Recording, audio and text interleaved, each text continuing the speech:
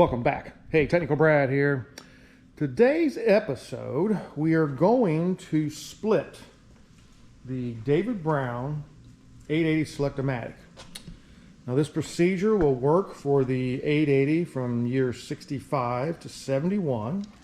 It does not work for the 880 that was from 61 to 64. That was the red and yellow 880. This is the brown and white 880. And so we're going to split it, and you would do this to work on the clutch. And where you're going to split it is right along here. So some things you have to remove. You have to remove the fuel cell because it is bolted on both pieces. See, we're splitting it here, and it's got a bolt here to hold and a bolt here, so you got to remove this part. You can remove the instrument cluster with the fuel tank as a unit, which is what we are going to do. In order to do that, you have to unhook the electrical harness that goes for the lighting at the back of the vehicle.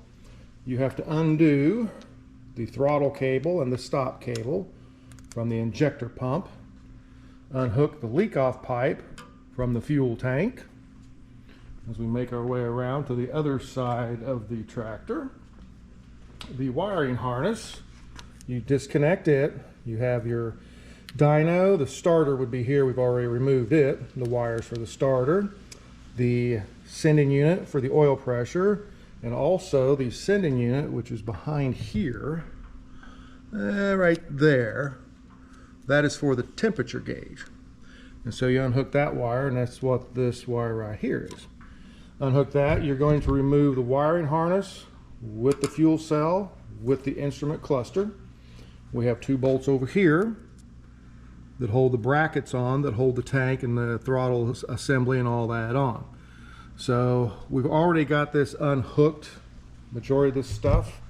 The throttle, you unhook it from the hand throttle part there, as we see that. Unhook that. I've got it kind of wired up there to the wiring harness to keep it up. It'll lay down if you don't do that, and it just kind of gets in the way. So yeah, so that's the stuff you have to take apart or take off the vehicle. Obviously the hood has to come off. We already have that off. You know, to get to the internal workings here that you're going to take apart on this. So we're ready to remove the fuel cell, and we're going to do that, and then we will talk about how you actually go about splitting it, the bolts you've got to take out and all that once we get the fuel cell removed.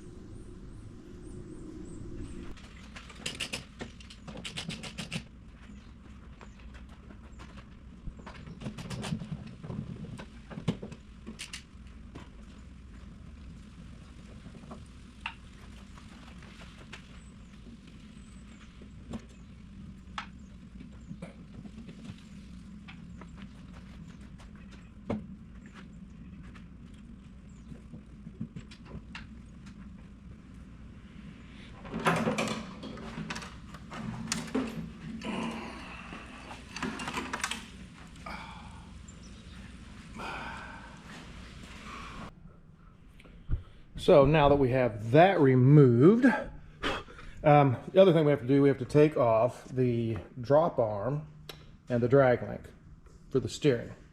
Obviously they're connected to the front and the back half, so we have to remove those. We also have the power assist steering here, which has the ram cylinder.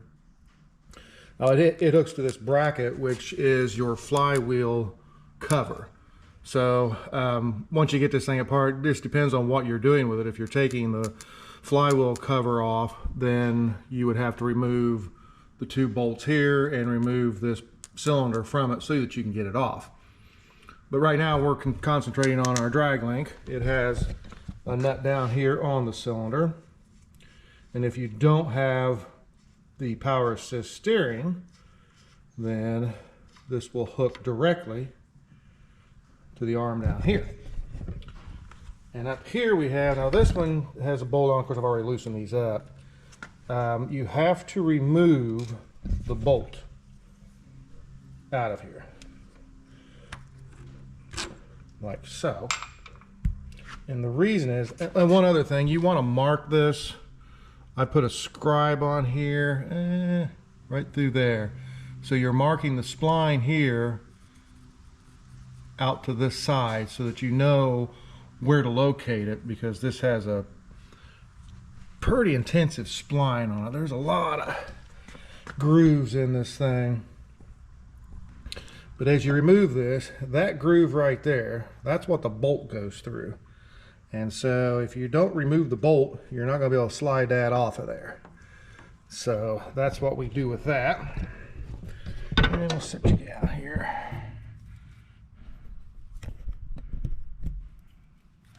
Once you have that off, you just pull this off, then the whole thing comes off.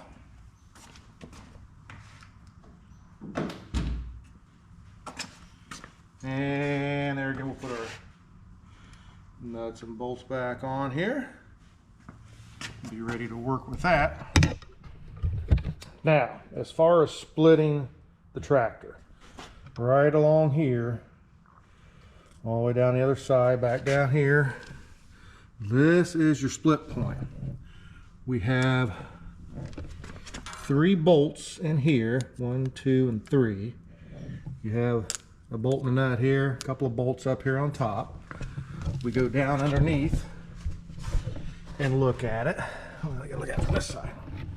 From this side, we have a bolt, 2, 3, and 4. There's 4 bolts up underneath there. Those all have to come out, and then we're going to be able to split the tractor. But before we do that, we need to support the tractor. And we will get into that when we come back. So we start, at least I do, by loosening up the bolts underneath here, mainly because they're kind of difficult to get to. I've already loosened those 2 up. And they are a 5/8 head bolt, but they're just a little more tricky to get to than these other bolts are.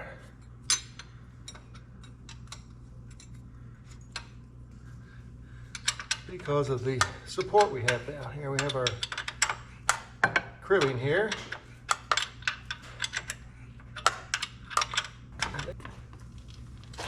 I'm hoping this is the last time that we have to split the tractor. It's much funner to drive it than it is keep taking it apart. Get that one there. So last time I'm going to show you how to do this, Beckley.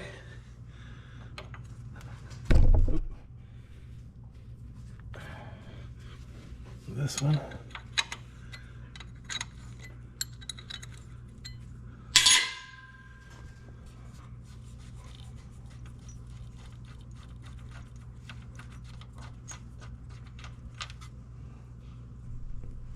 And there we go. So that's about probably an 1.5 inch bolt in there. So I've supported the tractor. I use cribbing underneath the back end of it here. It will remain stationary. We have the brake locked, and it's also in gear. So it's not going anywhere. And we just block it up here, as we can see underneath here. Just get some cribbing blocked up under there. I did jack it up a little bit via the back there, those, actually the loader brackets there, those yellow brackets. I jacked it up a bit to put that 1/2 inch plywood under there. We also have our floor jack here, which is what the manual suggests, is you use a trolley jack or a floor jack underneath the front of it. I also hooked the shop crane to it. That is just an extra added safety feature because my floor is a little rough out here. It is concrete, but it's got a few bumps in it. And I'm just kind of afraid that maybe the jack will fall off of it. So, you know, safety, safety, safety, right?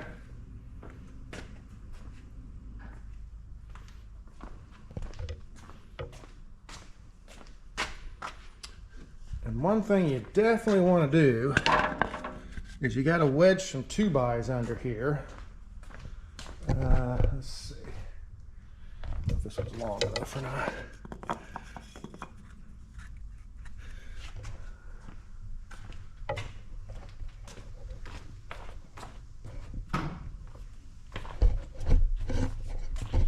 And the reason is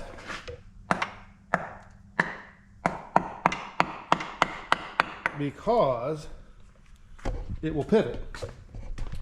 That's your trunnion pin there. And by driving a couple of blocks in there, now the thing won't pivot, because what will happen is once you unbolt it back here, you're pretty much top heavy up here, and it'll want to shift on the front axle there on the trunnion pin. So now we have these other bolts here that we need to remove. So we will get going on that. We got our 3 bolts. We've got 1, 2, and then there's a third one tucked away up there. So there's 3 bolts on either side. And that's what we are currently working on to loosen them up.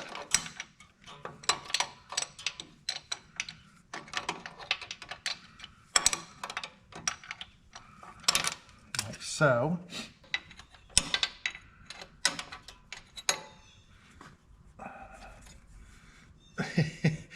Yeah, can't get in there.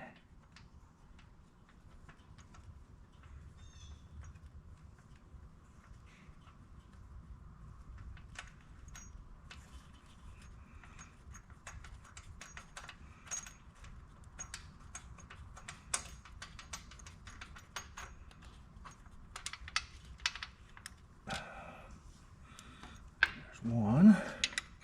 Very difficult to get to these things.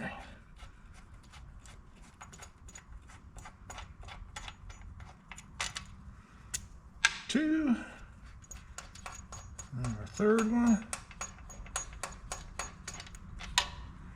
Like so.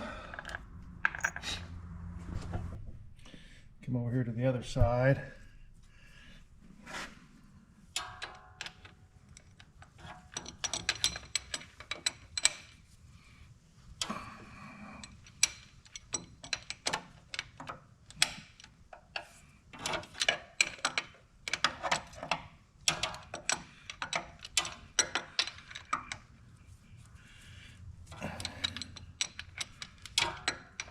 Easier if that spring wasn't in the way.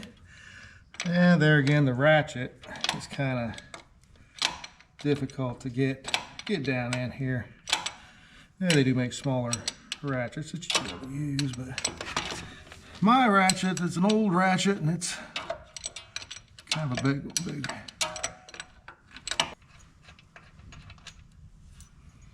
And there we go. That's the same size bolt we had down at the bottom. Here's our 2 bolts. So same size down at the bottom as it is here on the sides. So this one is an 11/16.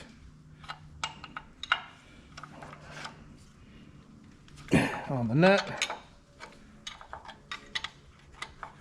5/8 on the bolt.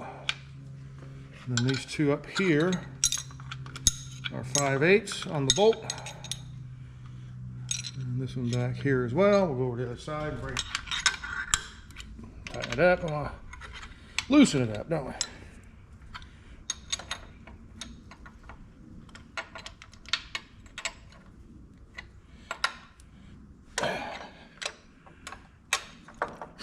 We'll loosen that up.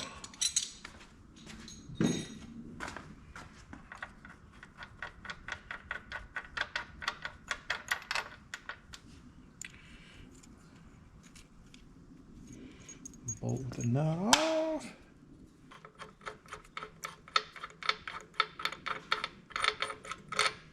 Upper bolts are obviously a bit longer than the lower bolts are. All right, well, we'll pause for station identification, and then we'll come back and, hey, we'll split this thing.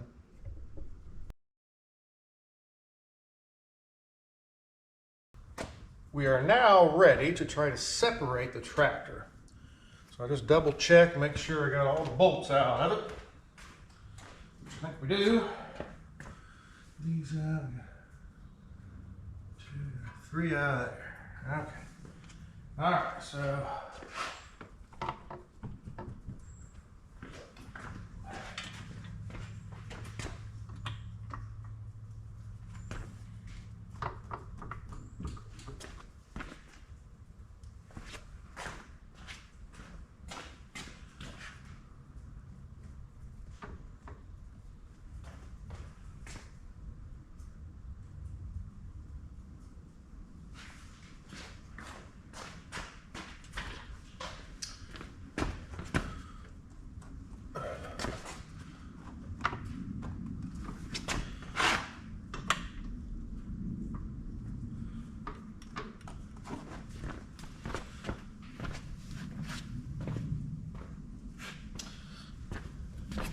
So one of the things we're looking at here is our gap all the way along here.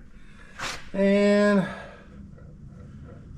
it looks pretty even as we kind of get in here close to it. It looks pretty even. So you want the two halves to be even as they come apart, because that way, if we had a bigger gap down here or up here, then our two halves aren't going together right. They're going to be, out of sync from each other. But it looks like we are in pretty good shape there.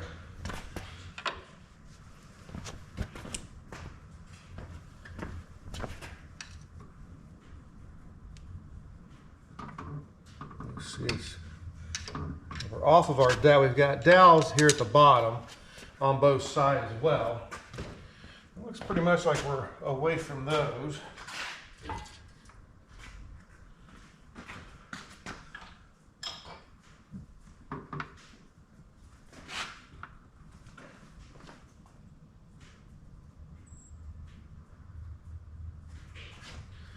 Little nerve-wracking. This doesn't make you sweat. I guess nothing will. But yeah, now we can really see our gap. Looks pretty good there.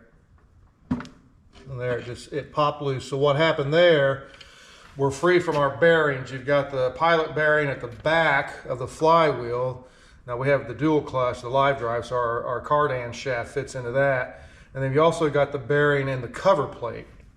That is your tight fit.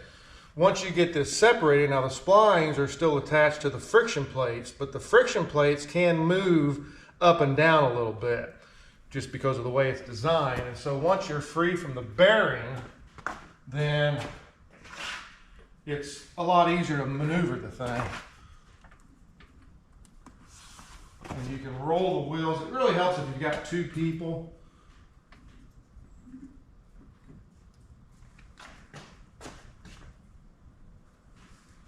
You have two people doing it. You can have one person on each front tire. Just a little bit up there. And that makes it... Ooh. So it felt like it dropped off there, and it did. We're a little too low here on the front end, so we'll lift that up a little bit. And let's see if we can get in here and look. It's kind of hard to... We're looking right down in here. I can't really see here, but we want that lined up pretty much in the center of the circle there, which that pad is where the bearing, which is right here, when you apply the clutch, it pushes that in to release everything. And so looks like we're pretty good there. We'll go ahead and try to go ahead and separate this. We also want to try to keep the same distance from here over to this side too. So we want to come straight away from the back half of the vehicle if all possible. That's why it's nicer if you have somebody on each front tire and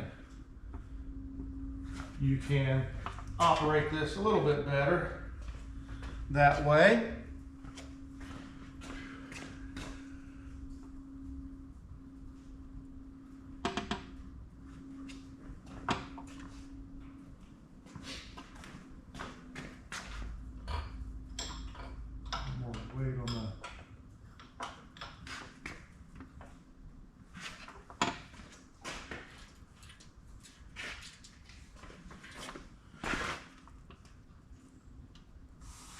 It's causing a long turn, isn't it?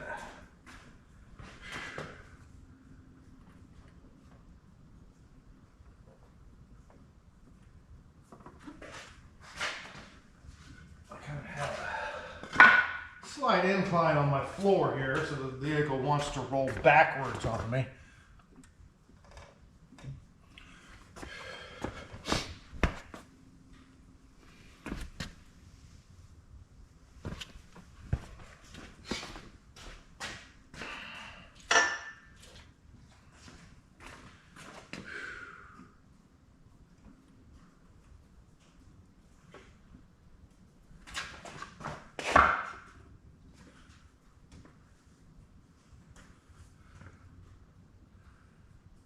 Yeah, so we're coming apart pretty good there.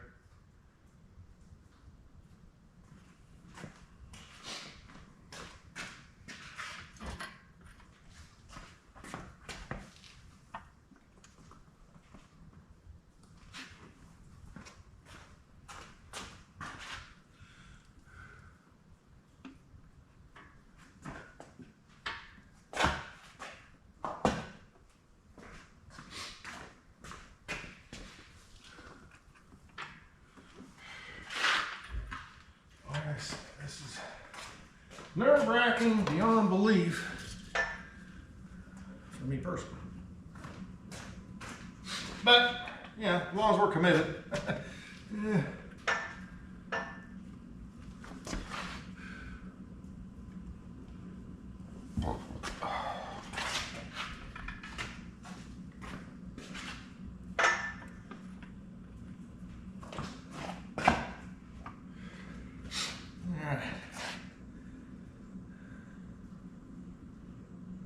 Looking good.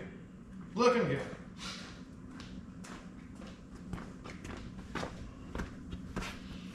All right.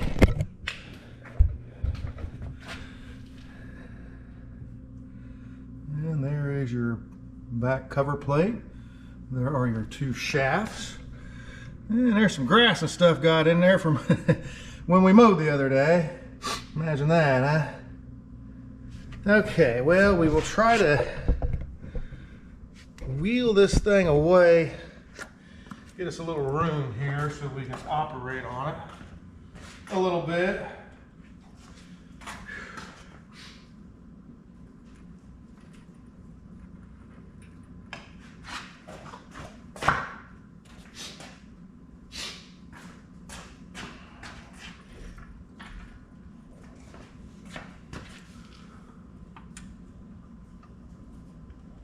Never really gets any easier doing this. Always nerve-wracking.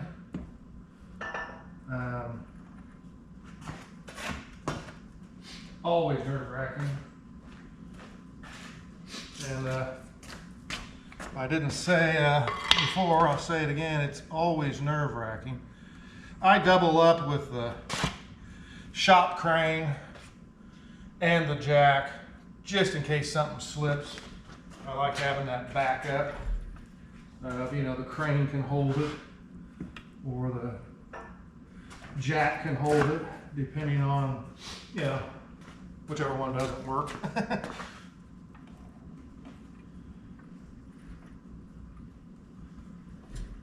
Now it's rolling away. Okay, so let's lift them up a little bit, like so. Pull that back. All right.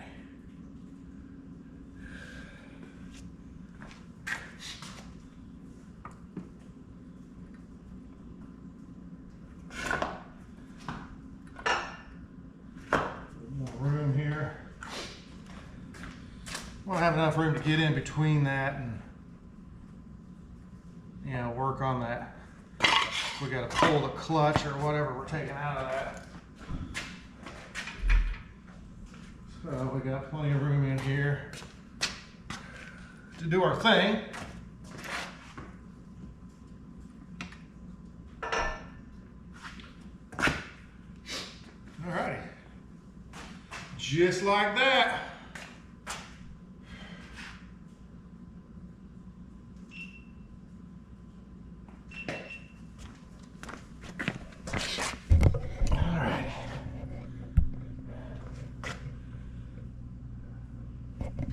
I did put some anti-seize grease on there when I put that together. We'll see if we've got, I can't really see in there. Get the lights out and see what we got.